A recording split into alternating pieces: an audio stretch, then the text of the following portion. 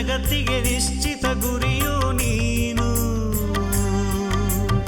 ಓ ಗುರುದೇವ ಪ್ರೀತಿಯ ಸಾರ, ಆಪ್ತನು ನೀನೇ, ಬಂಧುವು ನೀನೇ.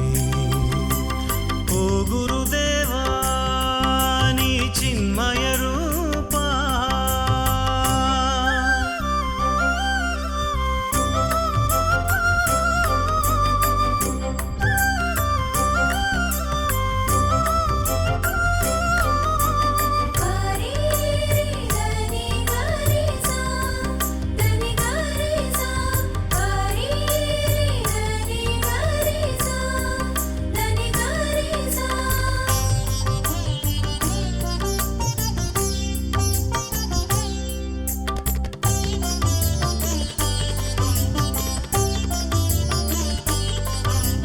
ಸತ್ಯದರ್ಶಕ ನೀನೆ, ಸತ್ಯಪೂರ್ಣನು ನೀನೆ, ಸರ್ವವ್ಯಾಪಿಯು ನೀನೆ, ವಿಶ್ವಜ್ಯೋತಿಯು ನೀನೆ.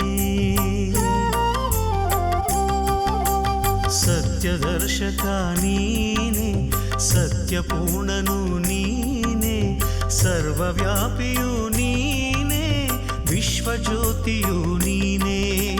ಶಾಂತಿದಾತನು ನೀನೆ, ಆತ್ಮಪ್ರಿಯ ನೀನೇ, ಮುಕ್ತಿದಾಯಕ ನೀನೇ, ಹೃದಯವಂತ ನೀನೇ. ನೀ ಜೀವ ಭಾವ ನೀನೇ ದೇವ. ನಮಸ್ಕಾರ ಜನತಾ ಕನ್ನಡ ವಾಹಿನಿಯ ವೀಕ್ಷಕರೇ, ಮತ್ತೊಂದು ಹೊಸ ದಿನದಲ್ಲಿ ಮೈತ್ರಿ ಕ್ರಿಯೇಷನ್ ಅರ್ಪಿಸ್ತಿರುವಂಥ ದಿವ್ಯಾಶೀರ್ವಾದ ಕ್ರೈಸ್ತ ಚಿಂತನ ಮಂಥನ ಕಾರ್ಯಕ್ರಮಕ್ಕೆ ತಮಗೆಲ್ಲರಿಗೂ ಸ್ವಾಗತವನ್ನು ಬಯಸ್ತಿದ್ದೇವೆ. ಹೊಸ ದಿನದಲ್ಲಿ ಮತ್ತೇನು ಹೊಸದು ಅನ್ನೋಂಥ ಆಲೋಚನೆ ಪ್ರತಿಯೊಬ್ಬರಿಗೂ ಬರಬೇಕು. ಯಾಕೆಂದರೆ ನಿನ್ನೆ ಇದ್ದಂಥ ಕತ್ತಲೆ ಈ ದಿನ ನಮ್ಮೊಂದಿಗಿಲ್ಲ. ರಾತ್ರಿ ಎಲ್ಲ ಕಳೆದು ಬೆಳಗಾಗುವಾಗ ಮತ್ತೆ ಸೂರ್ಯನ ಉದಯಿಸುವ ಹಾಗೆ ಈ ದಿನ ಮತ್ತೊಮ್ಮೆ ದೇವರ ಕೃಪೆ ನಮ್ಮನ್ನು ಆವರಿಸ್ಕೊಳ್ತದೆ. ಇದನ್ನು ನಾವು ನಂಬಬೇಕು. ದೇವರ ಪ್ರಸನ್ನತೆಯಲ್ಲಿ ನಾವು ತೊಡಗಬೇಕು. ದೇವರನ್ನು ಆರಾಧಿಸುವಾಗ ದೇವರ ಪ್ರಸನ್ನತೆ ನಮ್ಮ ಮಧ್ಯದಲ್ಲಿ ನೆಲೆಯಾಗ್ತದೆ. ಬನ್ನಿ, ಈ ದಿನ ನಮ್ಮ ತಂಡದವರು ದೇವರನ್ನು ಆರಾಧಿಸುವಾಗ ನಾವು ಕೂಡ ಅವರೊಂದಿಗೆ ಸೇರಿ ಈ ಗಾಯನದೊಂದಿಗೆ ದೇವರನ್ನು ಆರಾಧಿಸೋಣ.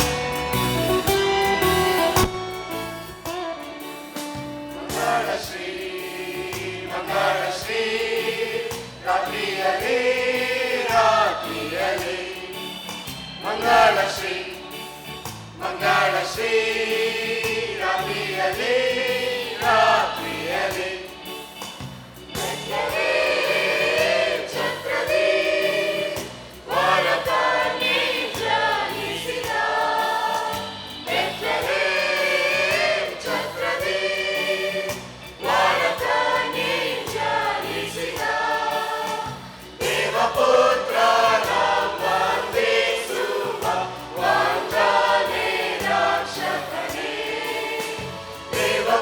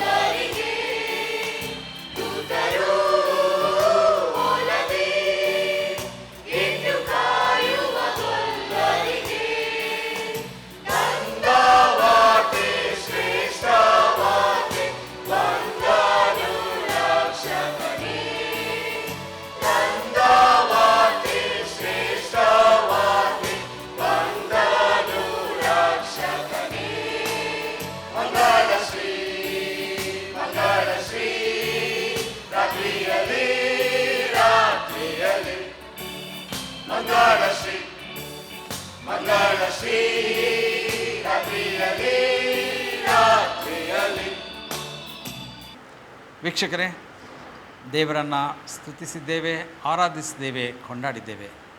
ಈಗೊಂದು ನಮಗೊಂದು ವಿಶ್ವಾಸ ಇರಬೇಕು. ದೇವರ ಪ್ರಸನ್ನತೆಯಲ್ಲಿದ್ದೇವೆ. ದೇವರ ವಾಕ್ಯವನ್ನು ಕೇಳುವಾಗ ದೇವರು ನಮಗೆ ಅಗೋಚರವಾದಂಥ ಅನೇಕ ಸಂಗತಿಗಳನ್ನ ನಮಗೆ ಗೋಚರಪಡಿಸುತ್ತಾನೆ ಅಂತ. Welcome to SK Hospital, situated in Jalahalli West. This Christian institution multi-speciality hospital offers you personal care at an affordable price. We have well-equipped laboratory, state-of-the-art ICU, NICU, OT and labor ward. You may choose among special, semi-special and general ward to ensure your way to recovery. For any emergencies, call our helpline 9986664560. ಮೈತ್ರಿ creations ರವರ ನೂತನ ಚಿಂತನ ಮಂಥನ ಕಾರ್ಯಕ್ರಮ ದಿವ್ಯಾಶೀರ್ವಾದ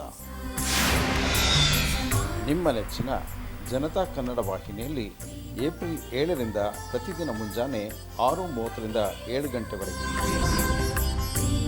ಸೋಮವಾರ ಮಹಿಳೆಯರಿಗಾಗಿ, ಮಂಗಳವಾರ ಯುವ ಜನತೆಗಾಗಿ, ಬುಧವಾರ ಕುಟುಂಬಸ್ಥರಿಗಾಗಿ, ಗುರುವಾರ ಸಾಮಾಜಿಕ ಮೌಲ್ಯಗಳಿಗಾಗಿ, ಶುಕ್ರವಾರ ಫೋನ್-ಇನ್ ನೇರ ಕಾರ್ಯಕ್ರಮ, ಶನಿವಾರ ಮಕ್ಕಳಿಗಾಗಿ ಮತ್ತು ಭಾನುವಾರ ದೈವಾರಾಧನಾ ಕಾರ್ಯಕ್ರಮಗಳು. ಯಾವ ಒಂದು ವಿಶಿಷ್ಟವಾದಂಥ ಸಂಗತಿಯನ್ನು ದೇವರು ನಮಗೆ ತೋರ್ಪಡಿಸುತ್ತಾನೆ. ಅನೇಕರು ನಾವು ಕೇಳಬಹುದು, ದೇವರು ನಮ್ಮೊಂದಿಗೆ ಇದ್ದಾನ, ದೇವರು ನಮ್ಮನ್ನು ಮಾತನಾಡಿಸ್ತಾನ, ದೇವರಿಗೆ ನಮ್ಮ ಬಗ್ಗೆ ಕಾಳಜಿ ಇದೆಯಾ ಅಂತ. ಆ ದೇವರು ಅನ್ನೋನು ಒಬ್ಬ ಇದ್ದರೆ ನಮಗೆ ಯಾಕೆ ಈ ಕಷ್ಟಗಳು ಬರ್ತಾಯಿತ್ತು ಅನ್ನೋ ಪ್ರಶ್ನೆಗಳು ಕೂಡ ಇದೆ. ಈ ಬಗ್ಗೆ ನಮ್ಮ ಮಧ್ಯ ಇರುವಂಥ ಶ್ರೀಮತಿ ಆಶಾ ಪೀಟರ್ ಅವರು ಕೆಲವು ವಿಚಾರಗಳನ್ನ ನಮಗೆ ತಿಳಿಸಲಿಕ್ಕಿದ್ದಾರೆ. ಈ ದಿನದ ಚಿಂತನ ಮಂಥನ ಕಾರ್ಯಕ್ರಮವನ್ನು ಅವರು ನಡೆಸಿಕೊಡುವಂತೆ ನಾನು ಪ್ರೀತಿಪೂರ್ವಕವಾಗಿ ಅವ್ರನ್ನ ಕೇಳ್ಕೊಳ್ತೇನೆ. ಜನತಾ ಟಿವಿ ಕನ್ನಡ ವಾಹಿನಿಯಲ್ಲಿ ಮೈತ್ರಿ ಕ್ರಿಯೇಷನ್ಸ್ ರವರು ಅರ್ಪಿಸುತ್ತಿರುವ ದಿವ್ಯಾಶೀರ್ವಾದ ಎಂಬ ಚಿಂತನ ಮಂಥನ ಕಾರ್ಯಕ್ರಮವನ್ನು ನೋಡುತ್ತಿರುವ ವೀಕ್ಷಕ ವೃಂದದವರೆಲ್ಲರಿಗೂ ಕರ್ತನಾದ ಯೇಸು ಕ್ರಿಸ್ತನ ಹೆಸರಿನಲ್ಲಿ ಪ್ರೀತಿಯ ನಮನಗಳು ಹಾಗೂ ಕ್ರಿಸ್ತ ಜಯಂತಿಯ ಶುಭಾಶಯಗಳು. ಇದು ಡಿಸೆಂಬರ್ ತಿಂಗಳು.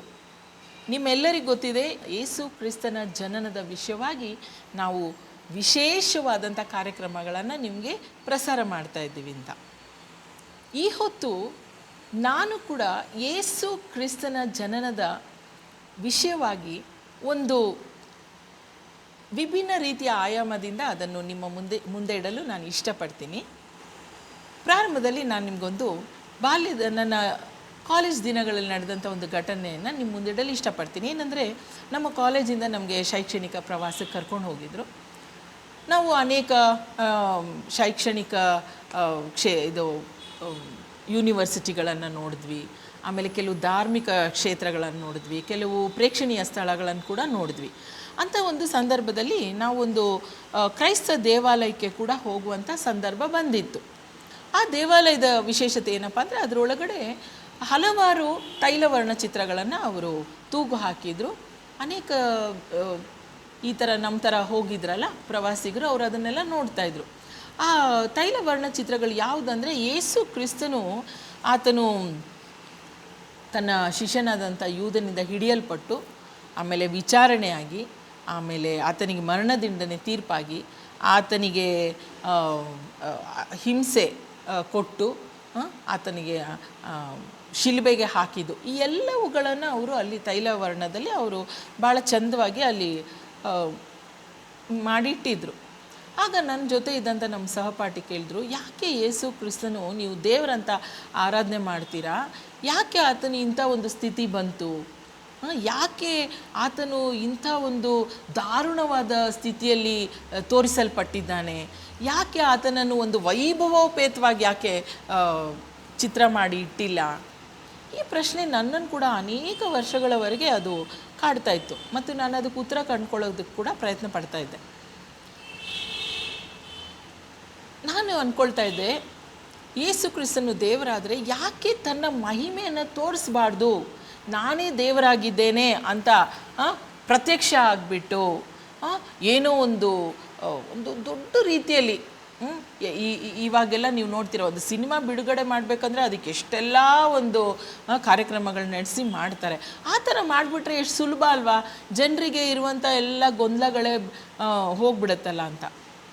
ಆ ಒಂದು ಸಂದರ್ಭದಲ್ಲಿ ಕೀರ್ತನೆ 18, ದಾವೀದನು ಬರೆದ ಕೀರ್ತನೆ ಬೈಬಲ್ನ ಹಳೆ ಒಡಂಬಡಿಕೆಯಲ್ಲಿದೆ, 18ನೇ ಅಧ್ಯಾಯ. ಮತ್ತು ಅದನ್ನೇ ಇನ್ನೊಂದು ಭಾಗದಲ್ಲಿ 2 ಸಮುವೇಲ 22ನೇ ಅಧ್ಯಾಯದಲ್ಲಿ ದಾವೀದನು ಬರೆದಂಥ ಮಾತುಗಳು ಈ ಸಂದರ್ಭದಲ್ಲಿ ನನ್ನ ಕಣ್ಣಿಗೆ ಬಿತ್ತು. ಇಲ್ಲೇನಪ್ಪ ಅಂದರೆ ದಾವೀದನು ಒಂದು ಕಷ್ಟಕ್ಕೆ ಸಿಕ್ಕಾಕೊಳ್ತಾನೆ. ಇದೇ ಸಂದರ್ಭದಲ್ಲಿ ನಿಮ್ಗೆ ಇನ್ನೊಂದು ಮಾತು ಹೇಳಬೇಕು. ಯೇಸು ಎನ್ನುವ ಪದದ ಅರ್ಥ ಆತನು ತನ್ನ ಜನರನ್ನು ಅವರ ಪಾಪಗಳಿಂದ ಬಿಡಿಸಿ ಕಾಯುವನು ಅಂತ. ಅದನ್ನೇ ಇಬ್ರಿಯ ಭಾಷೆಯಲ್ಲಿ ನೋಡಿದ್ರೆ ರಕ್ಷಣೆ. ಯೇಸು ಅಂದರೆ ರಕ್ಷಣೆ, ಅಂದರೆ ನಮಗೆ ರಕ್ಷಕನು, ನಮ್ಮನ್ನು ಮರಣದಿಂದ, ಪಾಪದಿಂದ, ರೋಗದಿಂದ, ಶಾಪದಿಂದ ಬಿಡಿಸುವ ರಕ್ಷಕನು ಅಂತ. ಸೊ ಈ ರಕ್ಷಕನನ್ನು ನಾನು ನಿಮ್ಗೆ ಆಗಲೇ ಹೇಳಿದ್ನಲ್ಲ, ವೈಭವೋಪೇತವಾಗಿ ತೋರಿಸ್ಬಿಟ್ಟಿದ್ರೆ ಹೇಗಿರ್ತಾ ಇತ್ತು ಅಂತ ದಾವೀದನು ಇಲ್ಲಿ ಒಂದು ತನ್ನ ಕೀರ್ತನೆಯಲ್ಲಿ ಬರೀತಾನೆ. ಏನಂತಾನೆ, ಅವನೊಂದು ಸಮಸ್ಯೆಗೆ ಸಿಕ್ಕಾಕೊಂಡು ಅವನು ಮೊರೆ ಇಡ್ತಾನೆ ದೇವರಿಗೆ. ನಾನು ಬೇಗನೆ ಓದ್ಕೊಂಡು ಹೋಗ್ತೀನಿ, ದಯಮಾಡಿ ಗಮನ ಇಟ್ಟು ಕೇಳ್ಕೊಳ್ಳಿ. ದಾವೀದನು ಹೀಗೆ ಬರಿತಾನೆ, ಯೆಹೋವನು ನನ್ನ ಬಂಡೆಯು, ನನ್ನ ಕೋಟೆಯು, ನನ್ನ ವಿಮೋಚಕನು ಆಗಿದ್ದಾನೆ. ಆತನು ನನ್ನ ಆಶ್ರಯ ಗಿರಿಯಾಗಿರುವ ದೇವರು, ನನ್ನ ಗುರಾಣಿಯು, ನನ್ನ ರಕ್ಷಣೆಯ ಕೊಂಬು, ನನ್ನ ದುರ್ಗವು, ನನ್ನ ಶರಣನು, ಬಲಾತ್ಕಾರಿಯಿಂದ ನನ್ನನ್ನು ರಕ್ಷಿಸುವವನು ಆಗಿದ್ದಾನೆ. ದೇವರು ಸ್ತೋತ್ರಕ್ಕೆ ಅರ್ಹನು, ನಾನು ಆತನಿಗೆ ಮೊರೆ ಇಡಲು ನನ್ನನ್ನು ಶತ್ರುಗಳಿಂದ ರಕ್ಷಿಸ್ತಾನೆ ಅಂತ. ಇಲ್ಲಿ ಯಾವ ರೀತಿ ರಕ್ಷಿಸುವುದಕ್ಕೆ ಬಂದನು ಅಂತ ಭಾಳ ಕಾವ್ಯಮಯವಾಗಿ ದಾವೀದನು ಬರೀತಾನೆ. ಅದರ ಭಾಷಾಂತರ ಇಲ್ಲಿದೆ. ಕಷ್ಟದಲ್ಲಿ ನಾನು ಯೆಹೋವನಿಗೆ ಮೊರೆ ಇಟ್ಟನು, ನನ್ನ ದೇವರನ್ನು ಪ್ರಾರ್ಥಿಸಿದೆನು. ಆತನು ತನ್ನ ಮಂದಿರದಲ್ಲಿ ನನ್ನ ಶಬ್ದವನ್ನು ಕೇಳಿದನು, ನನ್ನ ಕೂಗು ಆತನ ಸನ್ನಿಧಿಗೆ ಕೇಳಿಸಿತು. ಆಗ ಆತನಿಗೆ ಸಿಟ್ಟೇರಿದರಿಂದ ಭೂಮಿಯು ಗಡಗಡನೆ ಕಂಪಿಸಿತು, ಆಕಾಶದ ಆಧಾರಗಳು ನಡುಗಿ ಕದಲಿದವು. ಆತನ ಮೂಗಿನಿಂದ ಹೊಗೆಯು ಬಂತು, ಆತನ ಬಾಯಿಂದ ಅಗ್ನಿ ಜ್ವಾಲೆ ಹೊರಟು ಸಿಕ್ಕಿದ್ದೆಲ್ಲವನ್ನು ದಹಿಸಿ ಕೆಂಡವನ್ನಾಗಿ ಮಾಡಿತು. ಆತನು ಆಕಾಶವನ್ನು ತಗ್ಗಿಸಿ ಇಳಿದು ಬಂದನು, ಆತನ ಪಾದಗಳ ಕೆಳಗೆ ಕಾರ್ಗತ್ತಲಿತ್ತು. ಕೆರುಬಿ ವಾಹನನಾಗಿ ಹಾರಿ ವಾಯುವೇ ಆತನ ರೆಕ್ಕೆಗಳೋ ಎಂಬಂತೆ ಇಳಿದು ಪ್ರತ್ಯಕ್ಷನಾದನು. ಕತ್ತಲನ್ನು, ಜಲಮಯವಾಗಿರುವ ನೀಲ ಮೇಘಗಳನ್ನು ತನ್ನ ಸುತ್ತಲೂ ಗುಡಾರದಂತೆ ಕವಿಸಿಕೊಂಡನು. ಆತನ ಸಾನ್ನಿಧ್ಯ ಪ್ರಕಾಶದಿಂದ ಉರಿಗೆಂಡಗಳು ಹೊರಟವು. ಯೆಹೋವನು ಆಕಾಶದಿಂದ ಗುಡುಗಿದನು, ಪರಾತ್ಪರನು ಧ್ವನಿಗೊಟ್ಟನು. ಆತನು ಬಾಣಗಳನ್ನೆಸೆದು ಶತ್ರುಗಳನ್ನು ಚದರಿಸಿ ಬಿಟ್ಟನು, ಸಿಡಿಲಿನಿಂದ ಕಳವಳಗೊಳಿಸಿದನು. ಆಗ ಯೆಹೋವನ ಗದರಿಕೆಯಿಂದಲೂ ಆತನ ಶ್ವಾಸ ಬರದಿಂದಲೂ ಸಮುದ್ರದ ತಳವು ಕಾಣಿಸಿತು, ಭೂಮಂಡಲದ ಅಸ್ಥಿವಾರಗಳು ತೋರಬಂದವು. ಆತನು ಮೇಲಣ ಲೋಕದಿಂದ ಕೈಚಾಚಿ ನನ್ನನ್ನು ಹಿಡಿದು ಮಹಾಜಲರಾಶಿಗಳೊಳಗಿಂದ ಎಳೆದನು. ನನಗಿಂತ ಬಲಿಷ್ಠರು ಪುಷ್ಟರು ಆಗಿ ದ್ವೇಷಿಸುತ್ತಿದ್ದ ಶತ್ರುಗಳಿಂದ ನನ್ನನ್ನು ಬಿಡಿಸಿ ರಕ್ಷಿಸಿದನು ಅಂತ ಇಲ್ಲಿ ಬರೆಯಲ್ಪಟ್ಟಿದೆ.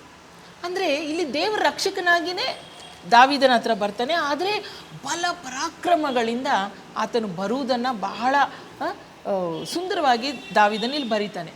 ಆದರೆ ನನ್ನ ಪ್ರಿಯ ವೀಕ್ಷಕರೇ, ದೇವರ ಆ ರೀತಿ ಬರುವಾಗ ಎಷ್ಟು ಜನರಿಗೆ ಅದನ್ನು ತಡ್ಕೊಳ್ಳಿಕ್ಕೆ ಸಾಧ್ಯ? ಮೇಲಾಗಿ ದೇವರು ಪರಿಶುದ್ಧನು. ಆತನು ಮನುಷ್ಯನಿಗೆ, ದೇವರಿಗೆ ನಿಜವಾಗ್ಲೂ ನಮ್ಮ ಮೇಲೆ ಭಾಳ ಪ್ರೀತಿ ಇದೆ, ನಮ್ಮ ಜೊತೆ ಇರಬೇಕಂತ ಆತನಿಗೆ ಮನಸ್ಸಿದೆ. ಆದರೆ ಯೆಶಾಯ ಪ್ರವಾದಿ ಒಂದು ಮಾತು ಹೇಳ್ತಾನೆ. ಏನಂದರೆ ಅಲ್ಲಿ ದೇವರು ಹೀಗೆ ಹೇಳ್ತಾನೆ, ನನ್ನ ಕೈ ರಕ್ಷಿಸಲಾರದ ಮೋಟುಗೈಯೋ, ನನ್ನ ಕಿವಿ ಕೇಳಲಾರದಂತೆ ಕಿವುಡಾಗಿದೆಯೋ, ನಿಮ್ಮ ಪಾಪಗಳೇ ನನಗೆ ಅಡ್ಡಗೋಡೆಯಾಗಿವೆ ಅಂತ. ದೇವರಿಗೆ ನಮ್ಮ ಮೇಲೆ ಅಪಾರವಾದ ಪ್ರೀತಿ ಇದೆ, ನಮ್ಮ ಜೊತೆಯಲ್ಲಿ ಇರಬೇಕಂತ ಆತನಿಗೆ ಇಷ್ಟ ಇದೆ. ನೀವು ಈ ಕ್ರಿಸ್ಮಸ್ ಸಂದೇಶಗಳಲ್ಲಿ ನೀವು ಕೇಳಿರ್ಬೋದು, ಇಮ್ಮಾನುವೇಲ್ ಎನ್ನುವುದು ಯೇಸು ಕ್ರಿಸ್ತನಿಗೆ ಇರುವಂಥ ಇನ್ನೊಂದು ಬಿರುದು. ಇಮ್ಮಾನುವೇಲ್ ಅಂದರೆ ದೇವರು ನಮ್ಮ ಸಂಗಡ ಇದ್ದಾನೆ ಅಂತ. ಹೇಗೆ ದೇವರು ನಮ್ಮ ಸಂಗಡ ಇರಲಿಕ್ಕೆ ಆಯಿತು?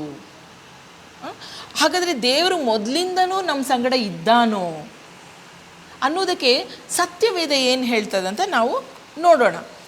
ನಿಮಗೆ ಆದಿಕಾಂಡ ಅದು ಸತ್ಯವೇದದ ಮೊದಲನೇ ಪುಸ್ತಕ. ಆದಿಕಾಂಡದಲ್ಲಿ ಎಲ್ಲದರ ಪ್ರಾರಂಭ ಇದೆ. ಸೃಷ್ಟಿ ಮತ್ತು ಸಂತಾನೋತ್ಪತ್ತಿ, ಇವುಗಳ ವಿಷಯದಲ್ಲಿ ದೇವರ ಆಶೀರ್ವಾದ, ದೇವರು ಮನುಷ್ಯನಿಗೆ ಕೊಟ್ಟ ಅಧಿಕಾರ, ಇದೆಲ್ಲದರ ಜೊತೆಗೆ ಪಾಪ ಹೇಗೆ ಈ ಲೋಕಕ್ಕೆ ಬಂದಿತು ಎನ್ನುವುದರ ದಾಖಲೆ ಕೂಡ ಅಲ್ಲಿ ಇದೆ. ದೇವರು ಮಾನವನನ್ನು ಉಂಟು ಮಾಡಿದ ಮುಖ್ಯ ಕಾರಣವೇ ಮಾನವನ ಜೊತೆ ಇರಬೇಕು, ಆತನೊಡನೆ ಒಂದು ಒಳ್ಳೆಯ ಅನ್ಯೋನ್ಯತೆಯ ಸಂಬಂಧವನ್ನು ಇಟ್ಕೊಳ್ಬೇಕು, ಇದು ದೇವರ ಉದ್ದೇಶ.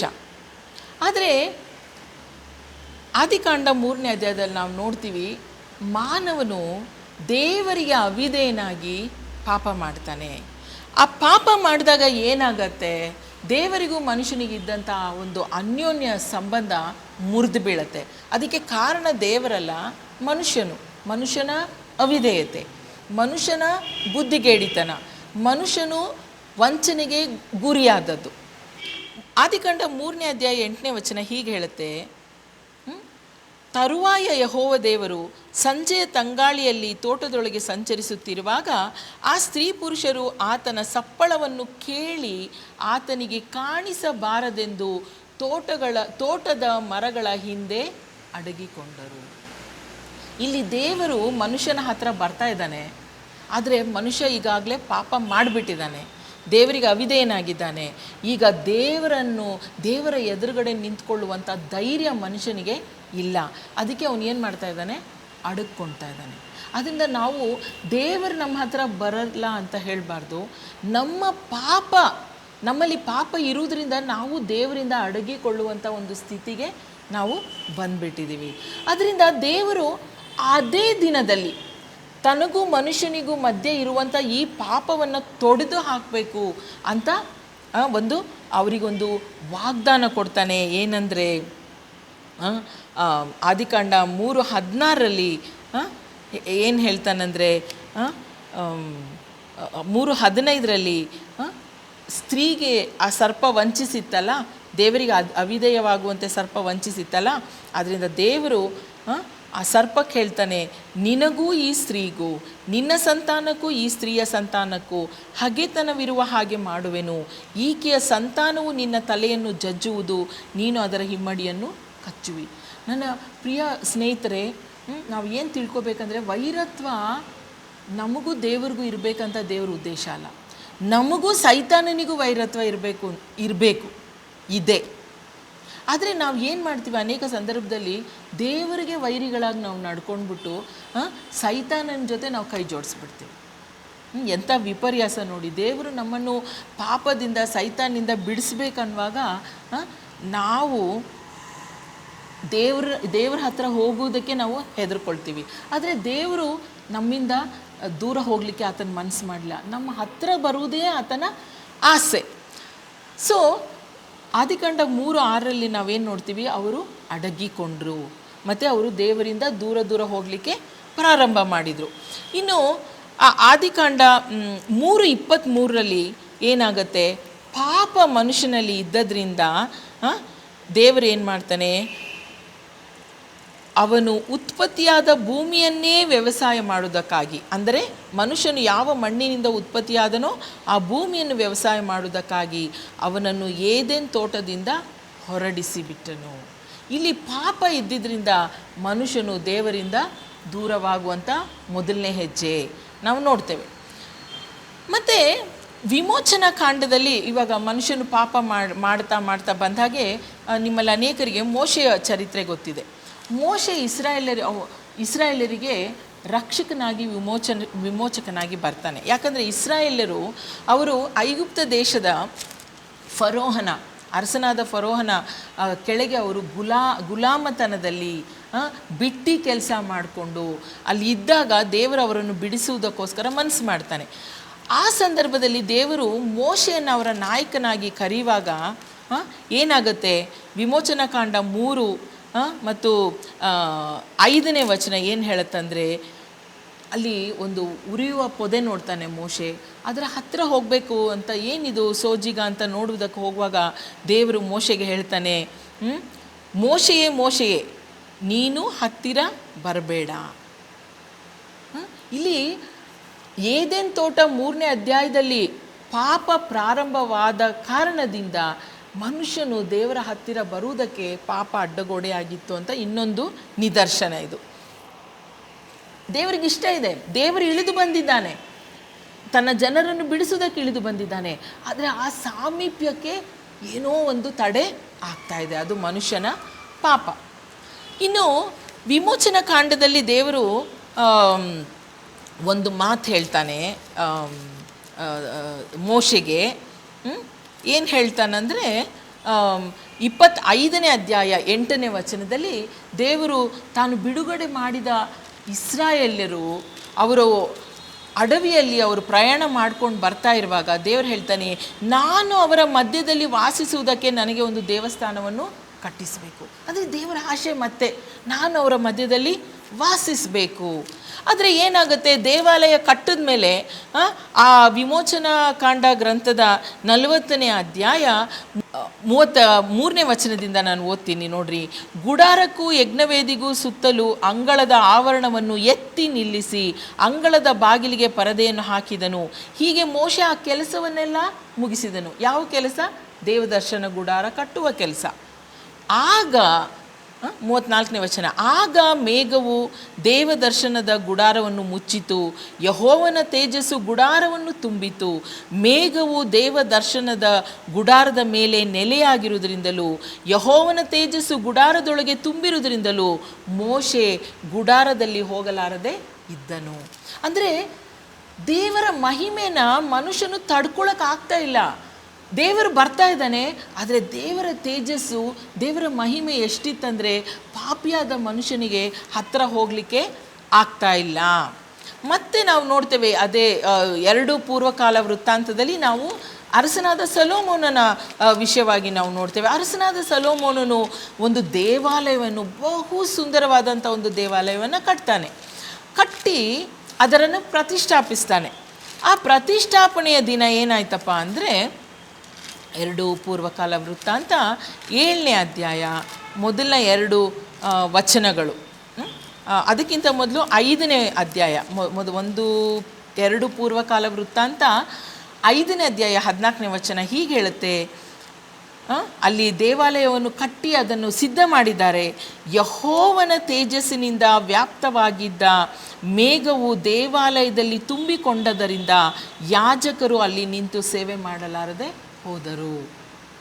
ಅಂದರೆ ಇಲ್ಲಿ ಪುನಃ ನಾವೇನು ನೋಡ್ತೀವಿ ಅಂದರೆ ದೇವರ ಮಹಿಮೆ ಮನುಷ್ಯನಿಗೆ ಹತ್ತಿರ ಹೋಗಲಾರದಂತೆ ಮಾಡ್ತಾ ಇದೆ. ನಾನು ನಿಮ್ಗೆ ಹೇಳ್ದಲ್ವಾ, ದೇವರು ಯಾಕೆ ಪ್ರತ್ಯಕ್ಷ ಆಗಿ ನಾನೇ ದೇವರಂತ ಹೇಳಿಬಿಟ್ರೆ ಆಗೋಗ್ತಾ ಇತ್ತಲ್ಲ. ಯಾಕೆ ಯೇಸು ಈ ರೀತಿಯಾಗಿ ಒಬ್ಬ ಮಾನವನಾಗಿ ಬರಬೇಕಾಗಿತ್ತು? ಯಾಕಂದರೆ ದೇವರ ಮಹಿಮೆ ಮನುಷ್ಯನನ್ನು ಹತ್ತಿರಕ್ಕೆ ಬರ್ಗೊಡೋದಕ್ಕೆ ಆಗ್ತಾ ಇರಲಿಲ್ಲ. ದೇವರಿಗೆ ಇಷ್ಟ, ಆದರೆ ಆಗ್ತಾ ಇರಲಿಲ್ಲ.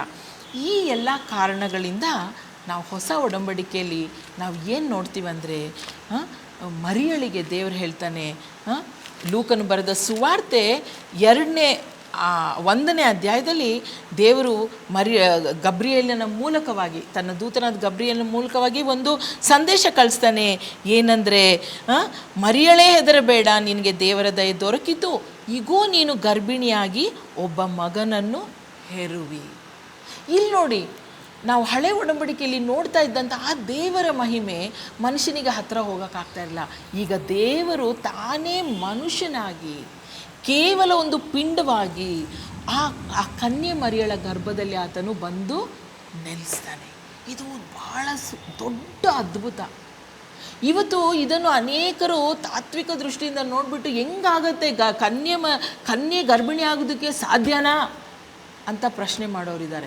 ಮರಿಯಳು ಕೂಡ ಅದನ್ನೇ ಕೇಳ್ತಾಳೆ, ಇದು ಹೇಗಾದೀತು, ನಾನು ಪುರುಷನನ್ನು ಅರಿತವಳಲ್ಲವಲ್ಲ ಅಂತ. ಆದರೆ ದೇವರು ದೇವರನ್ನು ನಮ್ಮ ತರ್ಕದ ಚೌಕಟ್ಟಿನಲ್ಲಿ ತಗೊಂಡು ಬಂದು ನಾವು